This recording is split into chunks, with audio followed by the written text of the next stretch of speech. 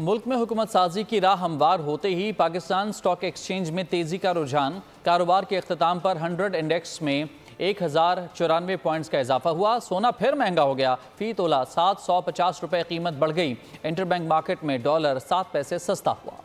Peoples party और नून league की हुकूमत साजी का प्लान, स्टॉक मार्केट में तेजी का रुझान। कारोबारी हफ्ते के तीसरे रोज 100 इंडेक्स 1094 पॉइंट्स इजाफे के साथ 61,559 पॉइंट्स पर बंद हुआ। 12 अरब रुपए मालियत के 35 करोड़ हिस्से का लेन देन हुआ। सराफा मार्केट में सोना फिर महंगा हो गया। फी तोला सोने की कीमत 750 रुपए इजाफे से 2,15,200 तक पहुँच गयी। 10 ग्राम सोना की कीमत में 644 रुपए का इजाफा 1,84,500 रुपए फी तोला हो गया। इंटरबैंक में मार्केट में रुपए के मुकाबले में डॉलर की कदर में 7 पैसे की कमी हुई। मार्केट के अख्ताम पर डॉलर 289 रुपए 50 पैसे पर बंद हुआ। सब्सक्राइब करें और बेल दबाएं ताकि कोई खबर रह न जाए।